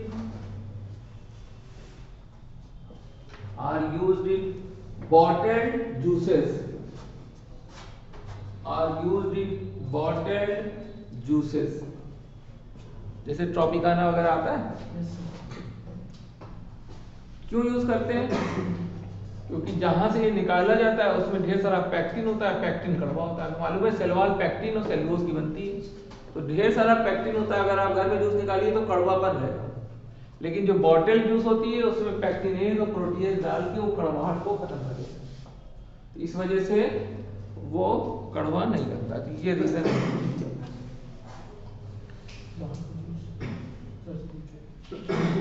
bottle juice वही Tropicana वगैरह, ये पीने चाहिए? हाँ P सकते हैं, कोई ट्रॉपिकाना वगैरह तो पी सकते हैं, कोई नुकसान नहीं करता। प्रिजर्वेटिव्स होते हैं, मिले होते हैं, बात अलग है थोड़े बहुत। उसके बाद अब हम लोग को जो है एसटीपी पढ़ना है। एसटीपी का मतलब सीवेज टर्मिनेशन प्लांट, एसटीपी हम लोग को पढ़ना है। इससे नीट में क्वेश्चन पूछा गया था 2020 में, एनारोबिक स्लज, एक्टिवेटेड स्लज के नाम से क्वेश्चन पूछा। अब ये जो जितने पाइपलाइन आप बन रहे सीवर की देखते हैं ना, जितने सबके घर में सीवर की लाइन बिछ रही है, सब मेन पाइपलाइन में जोड़ जाएगी। वो पाइपलाइन कहाँ जाएगी? गोमती नगर में एसटीपी बना हुआ है, बड़ा बड़ा हाउस बना हुआ है, तो सीवेज टर्मिनेशन प्लांट है वो। तो वहां पे जितना भी सीवेज जाएगा उनमें से पहले पन्नी, उनके अंदर जो मोटे मोटे कंकड़ पत्थर वो भी चले जाएंगे, उनको पहले साफ किया जाएगा। तो जब उनको साफ कर लेंगे और कुछ ऐसे बालू वालू मट्टी वट्टी उसको छोड़ दिया जाएगा, वो थिर जाएंगे नीचे। तो थिरने के बाद, कंकड़ पत्थर हटाने के बाद जो लिक्विड आपके हाथ में आएगा उसको कहेंगे इफ्लुएंट। क्या कहेंगे? इफ्लुएंट। यानी इफ्लुएंट मतलब प्राइमरी स्लज, यानी बैठने के बाद कंकड़ पत्थर बालू जमीन में बैठने के बाद उस पानी में, तो उसको कहेंगे हम लोग प्राइमरी स्लज। अब उस प्राइमरी स्लज को, पानी को बाहर निकाल लिया हमने, दूसरे हाउस में डाल दिया, तो क्या कहेंगे? इफ्लुएंट को बाहर निकाल लिया। ठीक है, तो प्राइमरी स्लज कब बना? जो यहाँ से सप्लाई हुई थी उसमें से कंकड़ पत्थर पॉलीथीन फिर गई, कुछ निकाल लिया, कुछ कर लिया, कुल मिला के उसमें जो है अब कोई ऐसा सॉलिड मटेरियल नहीं है, तो कहेंगे प्राइमरी स्लज। अब उसको बाद हमने क्या किया कि उसको दूसरे कंटेनर में डाल के, बड़े बड़े हाउस होते हैं, बहुत बड़े बड़े हाउस, उसमें डाल के उसमें एयर पास किया। एयर पास, एयर मतलब ऑक्सीजन, और एयर पास करते रहे उस इफ्लुएंट में। कंकड़ पत्थर तो हट गया, उस जो बचा उसमें एयर पास करते रहे। तो एयर जब पास करते रहे तो उसमें एरोबिक बैक्टीरिया खूब डेवलप हो गए, फंजाई डेवलप हो गई, एरोबिक बैक्टीरिया डेवलप हो गई। ठीक है, अब जब फंजाई एरोबिक बैक्टीरिया, पूरी कहानी है, कहानी की तरह समझ लो, याद हो जाएगा। तो एरोबिक बैक्टीरिया डेवलप हो गए और फंजाई उसमें डेवलप हो गई। तो जो एरोबिक बैक्टीरिया और फंजाई की जो मैशेस थे, जो जाल थे, उनको कह दिया फ्लॉक्स, FLOCS, फ्लॉक्स कह दिया। तो फ्लॉक्स अंदर जम गए। थोड़ी देर बाद देखा जो ऑक्सीजन की सप्लाई हम कर रहे थे, वो ऑक्सीजन की क्वांटिटी हमको अब कम देनी पड़ रही है। पहले क्वांटिटी ऑक्सीजन की खूब खपत थी अंदर, देखा कि ऑक्सीजन की क्वांटिटी कम देनी पड़ रही है। तो आप पूछेंगे ये ऑक्सीजन क्यों दिया जा रहा है? तो ऑक्सीजन इसलिए दिया जा रहा है क्योंकि ऑक्सीजन से जो बैक्टीरिया होते हैं वो ऑक्सीजन की मदद से जो वेस्ट मटेरियल को जो है वो फर्मेंट करते हैं, यानी कि उसको जो है ऑक्सीडाइज करते हैं। तो उसको कहते हैं बायोकेमिकल ऑक्सीजन डिमांड। यानी कि ऑक्सीजन रिक्वायर्ड टू ऑक्सीडाइज और डिस्ट्रॉय द वेस्ट मटेरियल या ऑर्गेनिक सब्सटेंस। तो बॉड कहते हैं इसको, BOD बॉड। तो अगर कोई गंदा पानी, बहुत गंदा पानी है तो उसकी बॉड ज्यादा होती है, अगर साफ पानी है तो बॉड कम होती है, क्योंकि साफ पानी में बैक्टीरिया होंगे नहीं, तो वो ऑक्सीजन लेके और जो वेस्ट मटेरियल उसको जो है ऑक्सीडाइज करने के लिए उन्हें चाहिए ही नहीं होगा। तो बॉड पे आपके यहाँ क्वेश्चन आता है, बॉड एक बार और हम लोग पढ़ेंगे आगे भी। तो कुल मिला के धीरे धीरे ऑक्सीजन की जो रिक्वायरमेंट थी वो घटती गई, तो बॉड घटता गया। घटते घटते एक टाइम ऐसा आया कि बॉड कम हो गया। अब जब बॉड कम हो गया तब उसको उठा के हमने हटा लिया और उसको दूसरे कंटेनर में डाल दिया। तो पहला क्या था, जब हमने वेस्ट मटेरियल निकाला था उसको कहते थे हम लोग, हाँ इफ्लुएंट था, उसको कहते थे हम लोग प्राइमरी ट्रीटमेंट। और जब दूसरे में डाला, एयर डालने लगे जब, तो वो सेकेंडरी ट्रीटमेंट के अंदर आ गया। सेकेंडरी ट्रीटमेंट की दो कैटेगरी, एक तो एरोबिक तो हो चुकी और उसके बाद फॉलोड बाय एनारोबिक। अब उसमें दूसरे कंटेनर में डाल के उसको छोड़ दिया। अब एरोबिक तो हो चुकी थी, अब एनारोबिक हो गई, उसमें तेज से methane gas, H2S gas, carbon dioxide gas खूब ज्यादा बनने लगी, खूब बदबू आने लगी। तो उस गैस को बायोगैस के फॉर्म में आपने स्टोर कर लिया और वो कुकिंग गैस में आपकी यूज हो गई। फिर थोड़ी देर बाद जो है वो जो गैस थी वो कम निकलने लगी, क्योंकि सारा मटेरियल फर्मेंट हो चुका था। तो अब वो पानी जो है वो सब जितना उसके अंदर वेस्ट मटेरियल था, ऑर्गेनिक वेस्ट, फीसेस वगैरह का वेस्ट था, वो सब खत्म हो गया। अब वो पानी हो गया साफ। अब उस पानी को आप जो है वो नदी में डाल सकते हैं या उसको थोड़ा और फिल्टर करके उस पानी की सप्लाई में पानी को पीने के लिए भी सकते हैं। ये है STP, सीवेज टर्मिनेशन प्लांट। ठीक है, तो पूरी दुनिया में एक ही कंट्री ऐसी है, इजराइल, जो अपने जितना पानी क्या रहता है उसका 99% रीयूज कर लेती है। जितना भी पानी वहां गिरता है उसका सब यूजेबल फॉर्म में कर लेती है, बाकी सिर्फ 1% पानी लॉस करती है। उसी पानी को वो सालों से बार बार यूज करते हैं। सर हम लोग कितने परसेंट? हम लोग का कोई डाटा नहीं। ठीक है, तो हम लोग उसमें चलते हैं। हम लोग की जो हेडिंग है that is the sewage termination plant.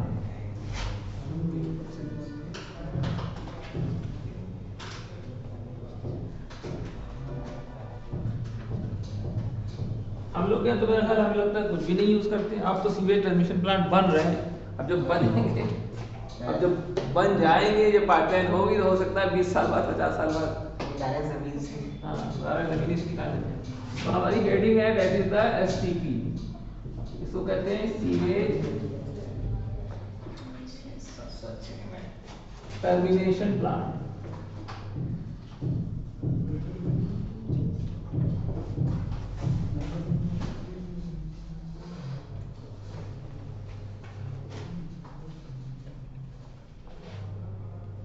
ठीक है, तो इसमें दो कैटेगरी है।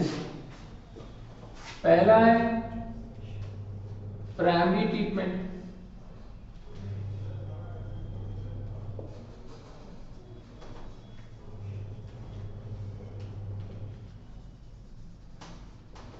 और फिर उसके बाद फिर क्या है, सेकेंडरी ट्रीटमेंट।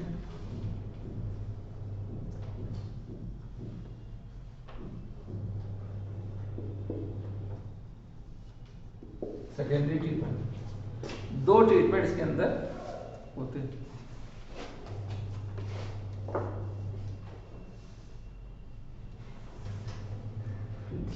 तो प्राइमरी ट्रीटमेंट में क्या होता है, प्राइमरी ट्रीटमेंट में रिमूवल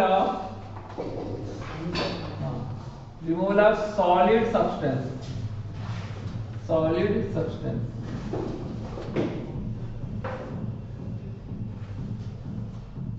सब्सटेंस को निकालना प्राइमरी ट्रीटमेंट। सॉलिड सब्सटेंस जब निकल गया, निकलने के बाद उसको कहेंगे प्राइमरी स्लज। ठीक, तब निकलने के बाद उसको कहेंगे हम लोग प्राइमरी स्लज। देख लो प्राइमरी, ये सब वर्ड्स का ही तो खेल है। प्राइमरी स्लज और सेकेंडरी स्लज में अगर तुम नहीं डिफरेंस कर पाए तो फिर बेकार जगह।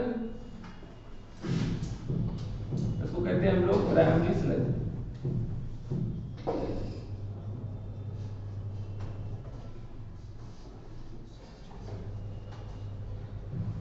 Primary sludge.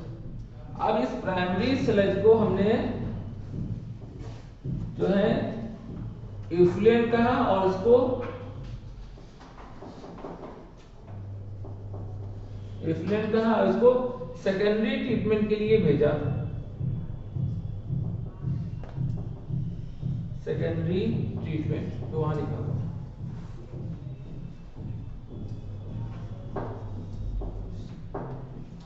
सेकेंडरी ट्रीटमेंट के लिए इसको भेजा, दूसरे कंटेनर में डाल दिया। अब सेकेंडरी ट्रीटमेंट में पहला जो ट्रीटमेंट आया है दैट इज द एरोबिक, है ना, एरोबिक, और दूसरा है वो एनारोबिक।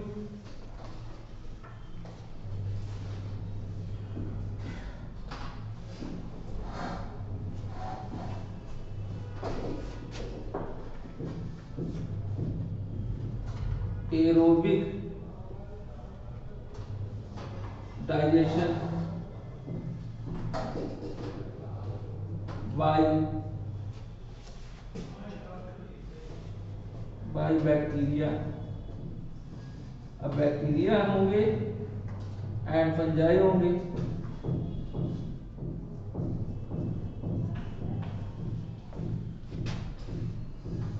पासिंग एयर, इसमें एयर तो पास करना ही पड़ेगा। Passing air. अब इसमें क्या हुआ, मैशेस ऑफ फिलामेंट,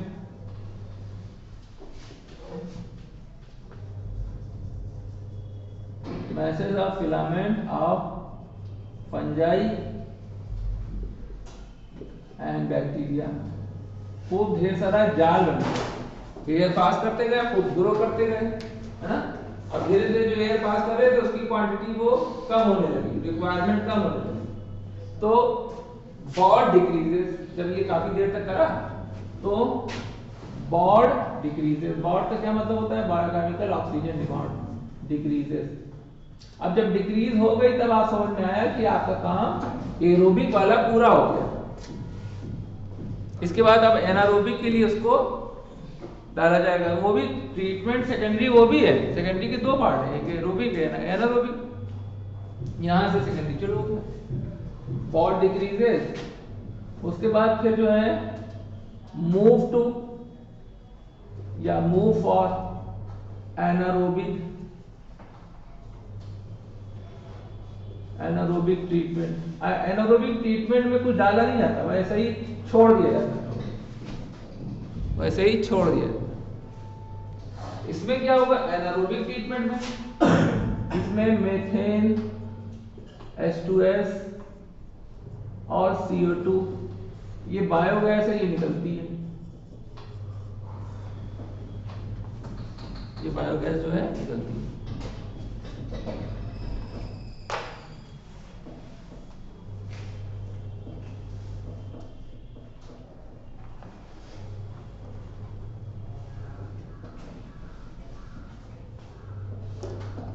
बस अब ये बायोगैस का यूज हम कर लेंगे।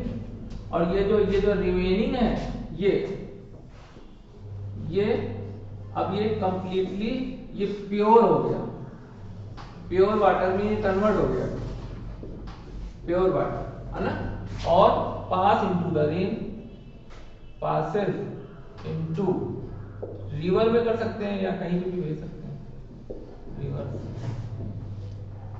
अभी प्योर है वाटर, रिवर में कर सकते हैं या इसको थोड़ा और साफ वाफ करके खुशबू डाल के पी सकते हैं।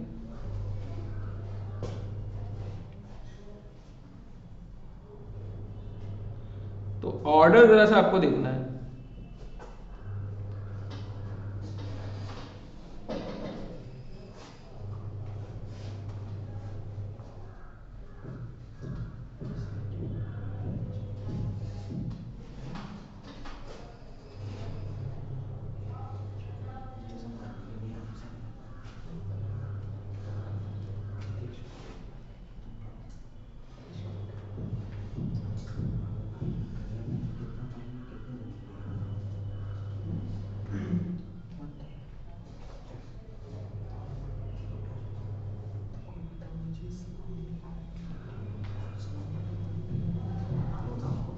क्योंकि यहाँ पे जो है जब एयर आपने दी वो बन गए ढेर सारे फ्लॉक्स बन गए, मैशेस, है ना। तो मैशेस जो थे इनको कहते हैं फ्लॉक्स। और इस वक्त इसको कहते हैं हम लोग एक्टिवेटेड स्लज। एक नाम और आ गया, एक्टिवेटेड स्लज।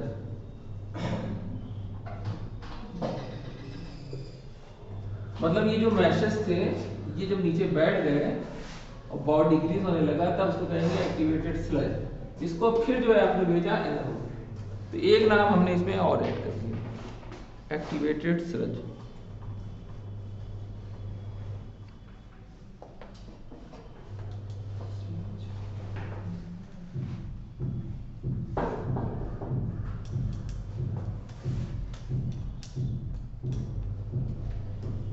और ये जो एनारोबिक है इसको कहते हैं anaerobic sludge digester. Anaerobic sludge digester. Anaerobic sludge digester.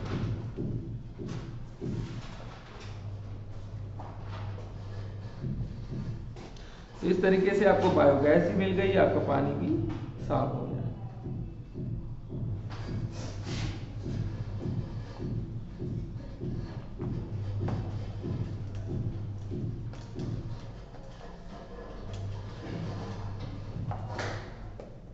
हो गई बात। इसके बाद फिर दो प्लान और हैं गवर्नमेंट के, यमुना एक्शन प्लान और Ganga action plan.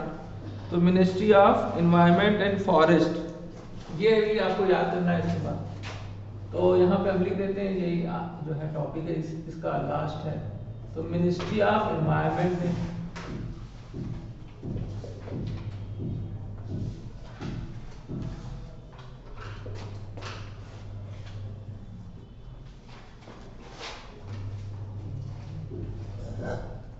Ganga action plan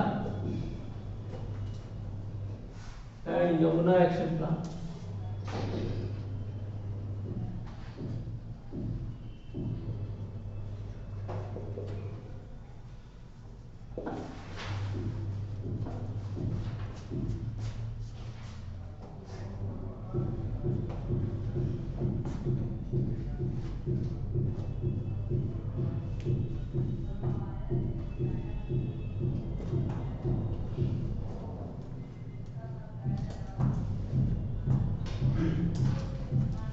तो इस तरीके से आपका ये इतना पार्ट खत्म हो गया। इसको फिर से एक बार देख लेते हैं, रिवाइज कर लेते हैं। जैसे सबसे कंकड़ पत्थर हटा लिए, प्राइमरी स्लज कह दिया। अब प्राइमरी स्लज को आपने सेकेंडरी ट्रीटमेंट के लिए भेजा। जो सेकेंडरी ट्रीटमेंट है या बायोलॉजिकल ट्रीटमेंट है, उसमें आपने फ्लॉक्स का फॉर्मेशन कर लिया। फ्लॉक्स मतलब यही छोटे छोटे मैशेस उसके बन गए थे। तो फ्लॉक्स बनने के बाद जो सेडिमेंट था फ्लॉक्स का नीचे बैठ गया, उसको हमने एक्टिवेटेड स्लज कह दिया। अब उसको बाकी ऊपरी हिस्से को निकाल के एनारोबिक में भेज दिया। एनारोबिक में छोड़ना होता है, कुछ करना तो एयर के पास करनी चाहिए। बस एनारोबिक से गैसेस निकलना शुरू हो गई, इसमें तेज बदबू वाली, उनको कलेक्ट कर लिया, गैस हो गई। अब जो पानी बचा उसको वापस नदी में डाल, है कुछ भी नहीं। लेकिन जो बीच बीच में वर्ड्स हैं, जैसे प्राइमरी स्लज कब कहेंगे, जब कंकड़ पत्थर हटा लें। एक्टिवेटेड स्लज कब कहेंगे, जो सेडिमेंट होता है फ्लॉक्स का। सेकेंडरी ट्रीटमेंट किसको कहेंगे, जब प्राइमरी स्लज को अब एनारोबिक के लिए और एरोबिक के लिए, पहले एरोबिक फिर एनारोबिक के लिए भेजेंगे तो उसको कहेंगे सेकेंडरी ट्रीटमेंट। समझ गए। तो इस तरीके से वो कैटेगराइज थोड़ा सा करना है, बस यही है। तो सर गोमती नगर वाला कंप्लीट क्यों ना हुआ? हाँ कंप्लीट है, सब जा रहा है। गोमती नगर से तो पहले ही जा रहा है। हम लोग के यहाँ पाइपलाइन बीच तो रही है, पाइपलाइन। तो सर ये वो वाटर क्या करते हैं? वो वाटर वापस सप्लाई देंगे हम लोग को पीने के लिए। नदी में डाल देते हैं? नदी में भी डाल सकते हैं। वो तो इस बात पे है कि अगर पानी की बहुत कमी है तो पानी पीने को भी दे सकते हैं, अदरवाइज नदी में भी डाल सकते हैं। तो कुछ तो कर रहे हैं ना, अभी क्या करते हैं? अभी वो पानी डाल रहे हैं नदी में, गोमती नदी में। और सब गैसेस का यूज होगा। हाँ गैस का तो पूरी पाइपलाइन बिछी तो है। बायोगैस की पाइपलाइन जितने भी गोमती नगर एक्सटेंशन में तुमने देखा होगा, वो कॉम्प्लेक्स बने हैं। हाँ 25 मंजिला 36 मंजिला। Yes sir. 15 मंजिला बने हैं, कौन नदियों के नाम पे हैं, कावेरी कॉम्प्लेक्स और अलकनंदा कॉम्प्लेक्स बने हुए हैं। उस समय जो गैस की सप्लाई है, देखो पाइपलाइन सप्लाई है, वहां आप सिलेंडर ले ही नहीं जा सकते, सिलेंडर से कोई आपके नहीं। ठीक है, तो आज बस इतने रहने दो, कल हम लोगों को अच्छा एक काम ये बताओ, जरा बैठ जाओ।